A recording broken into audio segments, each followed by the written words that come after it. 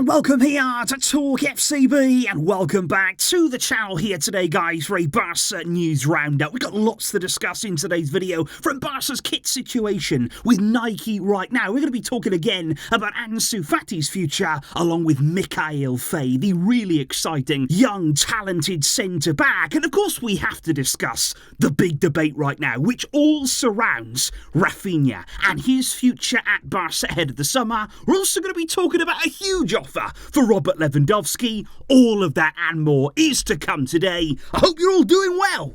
So let's do this, because I do want to kick off today's video, guys, with an extra special shout out today to a fan of the channel since 2020, and specifically here to his 2-year-old son, Haroon. I really hope you're watching, young man, and let me just say, you picked the right team. You're in for a roller coaster of emotions in your life ahead. Really appreciate the support there, and there are super thanks donations as well from channel members there, really going the extra mile. Thank you very much there to Avjit, and also Trickshot Cooler for the fantastic support and for following the channel. All of you guys tuning in are providing a fantastic vibe here on the channel. But I do want to start with a really important topic, because I want to start by talking here about injuries, because that is the one topic that we dread above all others, and particularly here in the international break. We are going to spend these 2 weeks hiding behind the sofa and just praying that nothing happens to our players. Can they escape the international break unscathed? Well, there was a real scare last night when Jules Koundé there was subbed off for France after just an hour against Germany, with reports emerging that he may have suffered an ankle injury, and already the alarm bells are ringing. But I just want to say on that, guys, luckily Koundé is fine. He is absolutely all okay. From what we're hearing now on Sunday is that he only suffered a very minor knock there to the ankle. It was a painful one, it was a blow, but there is no injury to speak of, and that is great news there, and a big relief, because Koundé is being key right now. He is one of those Barcelona players who's really transformed his form. He's really improved over the past few weeks, playing much better and looks more comfortable in that right back area, and he's been a big part of our improved defence here at Barca, and against PSG he's going to have a massive role. He is going to be absolutely vital for us in that game, so it's crucial that Koundé is okay and fully available. But speaking right there about that match indeed, I also just do want to say, from the internationals going on right now, Ter Stegen started in goal for Germany in that match against France. He kept a clean sheet in their 2-0 win, and more than that, he made a very key save, really calm stop it was, on Kylian Mbappe. He was able to keep him out in that game, and hey, that's good for confidence. That is exactly what we want to see from Ter Stegen, who last night rose to the challenge. But speaking though about the international break, I have to talk to you guys again about Mikayil Faye, because we spoke here about this 19-year-old centre-back earlier on in this month, and I'm really glad that we did, because we have to keep talking about this young man, because he's not your average defender. This is somebody here who really does look such an intriguing prospect, really exciting talent, because he made his debut on Friday for Senegal, and it's safe to say nobody's going to forget it. Nobody is going to forget it in a hurry. He scored a screamer, and I'm not just talking here about a good goal. This is one of those goals that you score maybe once. You maybe think about scoring once in training in your whole career. He did it on his international debut there with Senegal. Free kick gets headed out. Faye there picks up the loose ball, left foot, miles out from goal, must be there 35 yards out, smacks it, top corner. It was an absolute wonder goal, and what's more, this is by no means a fluke. I have seen him there at Barca Athletic take free kicks there, a centre-back approaching free kicks, whipping them over the wall, bending them round players there. He has got serious technique, and this young man has 4 goals in his last 6 matches. I mean, what we're talking about here, this is Ronald Koeman territory. This is goal scoring from centre-back that we have not seen, and you do not see in football right now. And I think it's really interesting to watch what Faye is doing, because we spoke already about Barca rejecting a €9 million bid back in January. That was from Lens coming in. Barca rejected that bid instantly, and now we're even hearing, after this recent goal, there's Bayern interested in him apparently. They're tracking what he's doing. Man United as well, according to the papers in the UK today. They're watching Faye as well. The list is growing of the clubs who are just keeping tabs on him. But as of right now, Faye's desire is to make it at Barca. He wants to make his way to the first team. He's been involved in a squad. He hasn't yet got that big call to make his debut with the first team,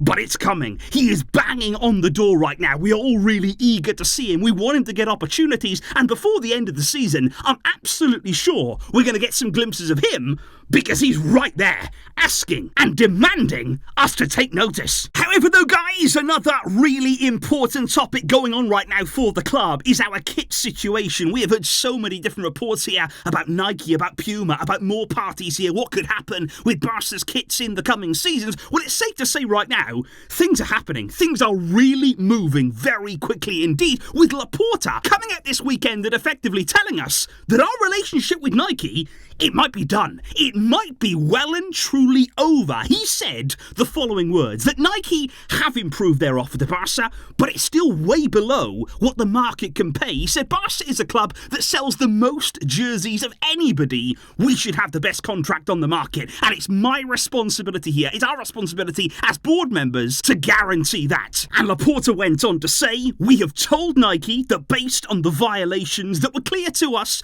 we have terminated the contract with them. They had 45 days to compensate us. They did not do that, and so we have informed them of the termination of the contract. So really there, Barca are making moves right now. They are taking action against Nike. It's possible here that this could end up in the courts. That is what we're hearing in the media right now. And Laporta was asked there, wouldn't it just be easier to continue to sign another deal with Nike, to continue the relationship that we've had with them for so many years? But Laporta said, sometimes easy is not best. And he said, what we want now is the best of Barca. At a time in our history when we're overcoming a very complicated situation where I don't think Barca felt supported really by Nike, and now we are in the process of recovery, we cannot back down. Barca must have the best contract in the world, and Laporta says we do have other options. And what we're hearing again right now is all about Puma. We know they're willing to pay significantly more than Nike per season. We also know they're willing to pay a bonus, a signing bonus there to Barca. As soon as we sign that deal with them, money will be coming in, and apparently Puma are even willing to pay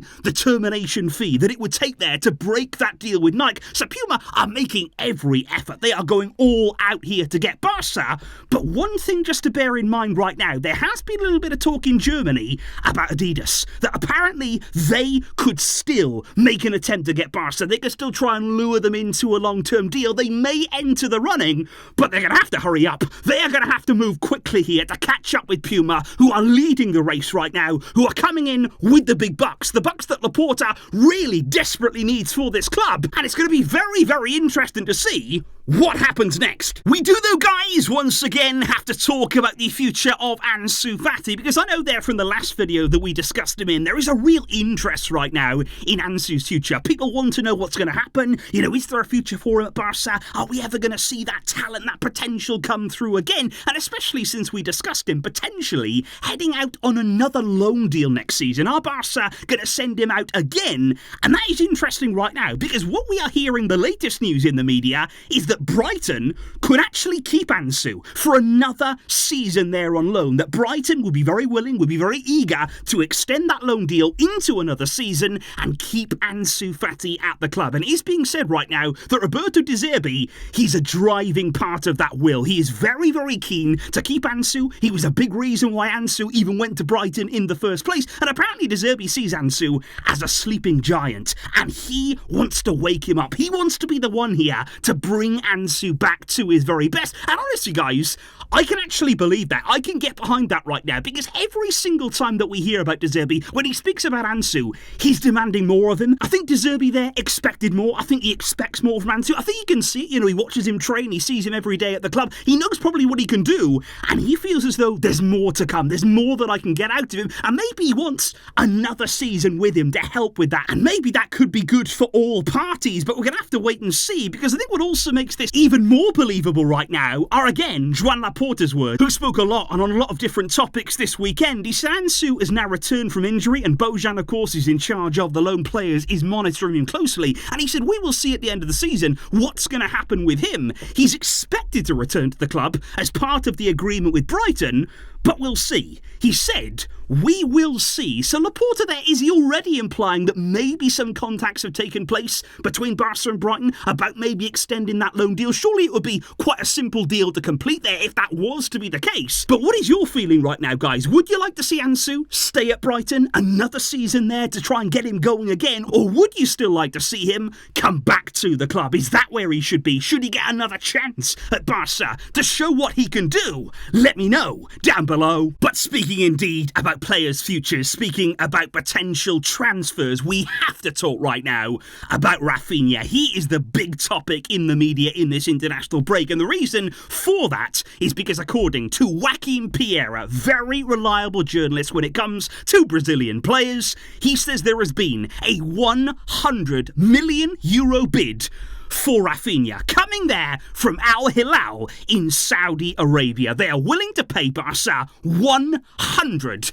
million this summer. And honestly, guys, again, I can believe that rumour there. We have heard many times before that Saudi Arabian clubs are looking at Raphinha. They're willing to offer big money to make it happen. 100 million for Raphinha. I could see that happening from Saudi. And honestly, what would your initial reaction there straight away to that kind of money be? Would you be open to selling Raphinha? Because I just want to say here that I've got nothing against Raphinha. He has been playing recently at a much improved level. He has certainly been a big part of what Barca have been doing over these past few weeks. I think he's one of those players who always works incredibly hard. You can never ever doubt his commitment, and of course he really wants to be here.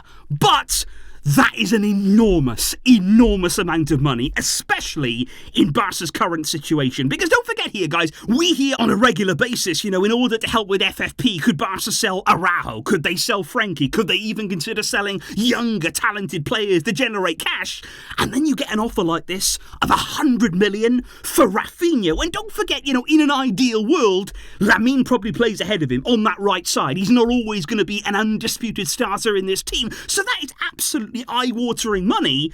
But I think the biggest problem that Barca face right now is not whether they would or they wouldn't accept it. I think they definitely would. When it comes to money, Barca would snap your hand off for that, even despite liking Raphinha, even despite being happy with his work so far. But the problem is the will of the player. He is under contract at this club. Deco was a big part of bringing him in. He, of course, would be happy for him to stay, no question about that. And Raphinha will want to succeed at Barca, and you can't force him to go. He's got a deal. He's signed that. We gave it to him. You cannot force a player to do anything. But what is interesting about this rumour is that Al-Hilal apparently would be willing to treble Raphinha's current salary. So he could get there 3 times the amount by moving to Saudi. And it's interesting because obviously right now he's 27 years old. He turns 28 there at the end of the year. And it all depends really on what his plans are. Obviously you want to be at Barca. You want to play at this club, at the new stadium. You want to play at the top level, all of that kind of stuff. But at the end of the day, some players will feel as though it's a career. I'm here to make money, to provide for my family, to provide for my children, to provide for my children's children with that kind of money. And it all really depends this summer what frame of mind Raphinha is in. Does he really want to stay? Is he willing to dig his heels in even despite the big money coming in? Or is there a temptation to go to Saudi? Maybe they'd even increase that offer to him even more, offer him even more wages. We've seen other Brazilian players heading to Saudi Arabia, but in the end, it is all going to depend on him. And guys, do you think Raphinha would go? Do you think there's any part of Raphinha there that would think about accepting that offer? And if he did, would you be happy to sell him? Or would you maybe reject that offer? Is there anybody here who would think, okay, 100 million for Raphinha? I'm not taking that. I want to keep him at the club, and I'm saying no to 100 million. That is something there that you can let me know in the comments down below on all sides. And then there's Robert Lewandowski, because obviously the Saudi interest, by the way, it doesn't end there. And we've known this for quite some time now with Lewandowski. Big headline today in Mundo Deportivo. Huge offer, huge money for Robert Lewandowski, because apparently they're a Saudi Arabian club, unnamed right now. They have also offered Lewandowski a salary, that's just him personally there, a deal worth over 100 million per year.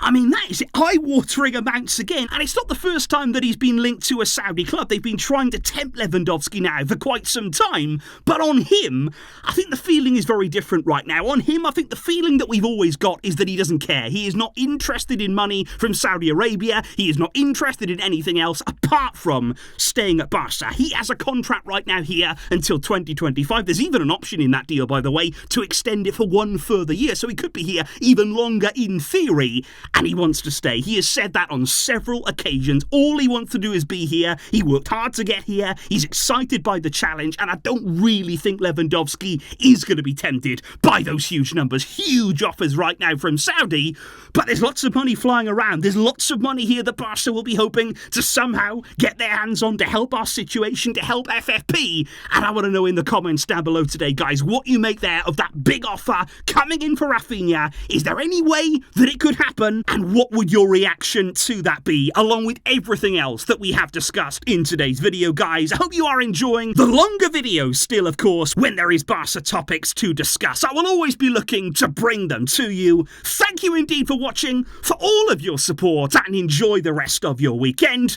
I'll catch you soon, but until next time, as always, Visca, El Barça.